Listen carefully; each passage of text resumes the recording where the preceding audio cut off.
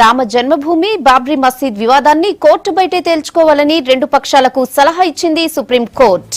చర్చలతో అన్ని పార్టీలు వివాదానికి ముగింపు పలకాలని సూచించింది.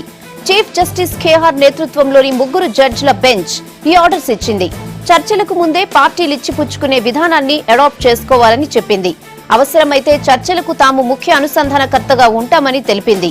చర్చల ప్రక్రియ జరిగేందుకు ఒక జడ్జిని కేటాయించేందుకు రెడీగా ఉన్నామన్నారు సీజే ఖేహార్. అయితే గతంలోనూ చర్చలకు ప్రయత్నాలు జరిగాయని సుప్రీం దృష్టికి తీసుకెళ్లారు బీజేపీ ఎంపీ సుబ్రహ్మణ్య స్వామి. అవి ఫలించలేదని, కేసును సెటిల్ చేసేందుకు ఖచ్చితంగా న్యాయపరమైన జోక్యం కావాలని అన్నారు. జ్యుడిషియల్ ఆర్డర్స్ ప్రజలను కట్టుబడి ఉండేలా చేసినా ఇలాంటి సున్నితమైన అంశాలను చర్చల ద్వారానే పరిష్కరించుకోవాలని క్లియర్ గా చెప్పింది కోర్టు.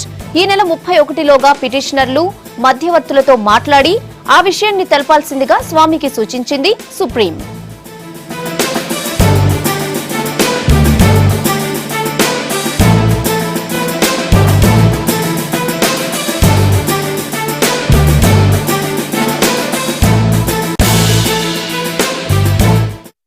आज मैं मुख्य न्यायाधीश के सामने राम मंदिर की यानी बहस की आवश्यकता के लिए मैंने मेंशन किया था और कोर्ट को मैंने कहा कि ये 6.5 साल से पड़ा हुआ है. उसके पहले इलाहाबाद हाई कोर्ट ने 16 साल ली और अब मेरी मूलभूत अधिकार इससे उल्लंघन हो रहा है और इसीलिए ये जो मेन मैटर है उसकी फैसला होनी चाहिए. तो कोर्ट ने कहा कि हम तो चाहते हैं कि आप दोनों साइड बैठकर इसकी फैसला करें और फिर हमारे पास आए उसकी एक समाधान के साथ. तो मैंने कहा कि वो बैठने के लिए आपकी आदेश की आवश्यकता है. इस पर तीनों न्यायाधीशों ने आपस में सलाह की थी 5-10 मिनट के लिए और फिर उन्होंने ये कहा कि इस पर आप अगले शुक्रवार माने ये आने वाली शुक्रवार नहीं, उसके बाद जो शुक्रवार है उसमें आपका दोबारा आप आकर इस पर उठाइए, प्रश्न उठाइए और हम आपको बता देंगे कि कैसे आगे बढ़ना है. मैं समझता हूँ कि हम तो शुरू से तैयार हैं कि मस्जिद भी बनना चाहिए, मंदिर भी बनना चाहिए, परंतु मस्जिद को सरयू नदी की उस पार बननी चाहिए और ये जो ज़मीन है राम जन्मभूमि वो संपूर्ण रूप से राम मंदिर का होना चाहिए. क्योंकि सरकार ने भी 1994 में नरसिम्हा राव सरकार ने एक एफिडेविट फाइल की थी सुप्रीम कोर्ट में कि यदि यह कभी सिद्ध हो जाए कि वहाँ पहले एक मंदिर था और उसके बाद ही मस्जिद बना तो हम ये सारा ज़मीन हिंदुओं को दे देंगे.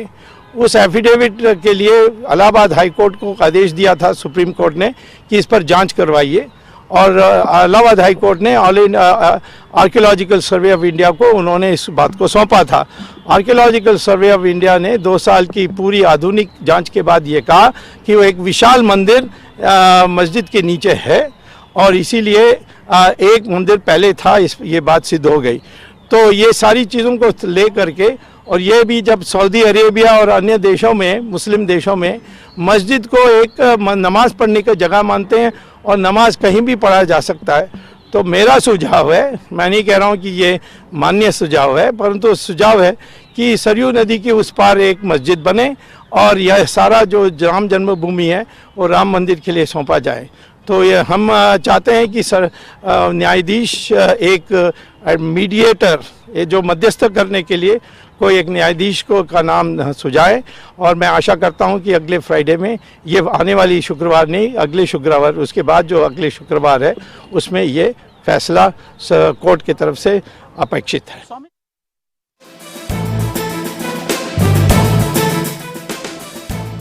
ఇస్లామిక్ నేతలు కూడా చర్చలతో ఉపయోగం లేదన్నారు. భూమిని ఎవరు వదులుకునేందుకు సిద్ధంగా లేరని, అప్పుడు చర్చలు వేస్ట్ అని అన్నారు. వివాదంపై సుప్రీంకోర్టు రోజువారీ విచారణ చేపట్టాలని కోరారు ఎంఐఎం ఎంపీ అసదుద్దీన్ ఓవైసీ. और जहां तक सुप्रीम कोर्ट के सुझाव का ताल्लुक है कि दोनों फरीक जो है वो आपस में मिलकर बैठकर फैसला कर लें, तो ये तो 1949 से चल रहा था. कई मरतबा चंद्रशेखर ने कोशिश की, वाजपेयी जी ने कोशिश की, खुद कोर्ट में भी बात आई और बात नहीं बनी. हम तो सिर्फ एक चीज जानते हैं कि इसके अलावा न हम मस्जिद छोड़ सकते हैं और ना वो मंदिर वहां नहीं बनाने पर तैयार हो सकते हैं। तो ये तो ऐसी चीज है जो कभी मुमकिन ही नहीं कि बैठकर बातचीत से हो सके। इसके लिए कोर्ट को ही आना होगा, फैसला करना होगा कि जमीन किसकी है। और जब जमीन, असल झगड़ा जमीन की मिल्कियत का, जमीन किसकी है। अगर जमीन मुसलमानों की है तो वहां मस्जिद रहे, और जमीन मुसलमानों की नहीं है तो वहां मंदिर बन जाए। सबसे बेहतर तो बात ये थी कि आपस में बैठ के हल करते हैं, लेकिन जब कोई किसी की दलील को, उसके बयान को दूसरा मानने को तैयार नहीं, वो अपनी ही कह रहा है। और जज ने भी यही कहा कि ये आस्था का मामला है, इसलिए इसमें फैसला देना भी मुश्किल है।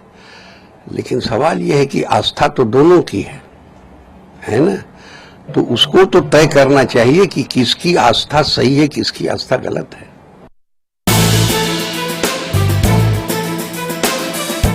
सुब्रमण्यम स्वामी डेलिबरेटली सुप्रीम कोर्ट को ये नहीं बताया है कि माजी में 6 मरतबा ऐसी कोशिश हो चुकी है। जब राजीव गांधी प्राइम मिनिस्टर थे, उन्हीं के जमाने में उनकी वजह से ताला भी खोला गया। चंद्रशेखर जब प्राइम मिनिस्टर थे, नरसिम्हा राव प्राइम मिनिस्टर हुए, फिर उसके बाद 2002 में 6 मरतबा कोशिश हो चुकी है। जब पर्सनल लॉ बोर्ड के जो प्रेसिडेंट थे मौलाना अली मियां, काजी मुजाहिद इस्लाम कासमी, अब प्रेसिडेंट जो सदर हैं मौलाना राबी नदवी, इन सब के सामने बातचीत कहा है। अब पर्सनल लॉ बोर्ड ने फैसला लिया है कि किसी से कोई बातचीत नहीं होगी। हम सुप्रीम कोर्ट से, पर्सनल लॉ बोर्ड ने कहा कि रोज इसकी अपील की सुनवाई करिए। और मेरा मानना यह है कि सुप्रीम कोर्ट जिस तरह गर्मियों की छुट्टियों में बैठकर 3 तलाक के मसले की सुनवाई कर रहा है, उसी तरह आप छुट्टियों में बैठ जाएं और इस अपील को सुने और रोज हियर करके 93 का कंटेम्प्ट पिटीशन भी साथ हियर करेंगे, क्योंकि 23 साल हो चुके हैं वो कंटेम्प्ट पिटीशन अब तक पड़ा हुआ है। तो हम सुप्रीम कोर्ट का पूरा यकीन करेंगे, क्योंकि सुप्रीम कोर्ट आस्था की बुनियाद पर फैसला नहीं देगा, जिस तरह इलाहाबाद हाई कोर्ट का जजमेंट आया रूल ऑफ लॉ के ऊपर और एविडेंस के ऊपर। और ये टाइटल का डिस्प्यूट है, कोई पार्टनरशिप का डिस्प्यूट नहीं है। సుప్రీం సూచనపై బీజేపీ మినహా ఇతర పక్షాలన్నీ ఒకేలా స్పందించాయి. బయట ఫలితం తేలకపోవడంతోనే కోర్టుకు వెళ్లాల్సి వచ్చిందన్నాయి పార్టీలు. కోర్టు నిర్ణయం వస్తేనే వ్యవహారం తేలుతుందన్నారు నేతలు. ये मुद्दा इतना संवेदनशील है कि माननीय सुप्रीम कोर्ट को इसमें पहल करना चाहिए, क्योंकि मुझे इस बात का संशय और डर है कि भारतीय जनता पार्टी के महंत आदित्यनाथ, जो कि अब मुख्यमंत्री बन चुके हैं, वे किस रास्ते पर जाते हैं, ये हमारे सबके लिए चिंता का विषय है। इसलिए माननीय सुप्रीम कोर्ट को इसमें पहल करना चाहिए। देखिए, बातचीत के जरिए हल नहीं निकला तभी तो गया कोर्ट पे। मामला कोर्ट पे क्या है कि उस जमीन का मलकियत किसके पास है, वो है कानूनी मसला जिसके बारे में कोर्ट को राय देनी है। तो वो अपना राय दें, उसके बाद ही तो आगे बढ़ेगी बात। ఆదేశాలను బీజేపీ స్వాగతించింది. చర్చలతో సమస్య పరిష్కారం అవుతుందనే నమ్మకం తమకుందన్నారు ఆ పార్టీ నేతలు. ముస్లింలు కూడా సహకరించాలని కోరారు. ఆర్ఎస్ఎస్ కూడా ఇదే అభిప్రాయాన్ని వ్యక్తం చేసింది. माननीय सुप्रीम कोर्ट ने जो ये बात कही है कि राम जन्मभूमि के मसले को कोर्ट के बाहर सेटल किया जा सकता है और दोनों पक्ष करने का प्रयास करें, इसका बहुत बहुत अभिनंदन है।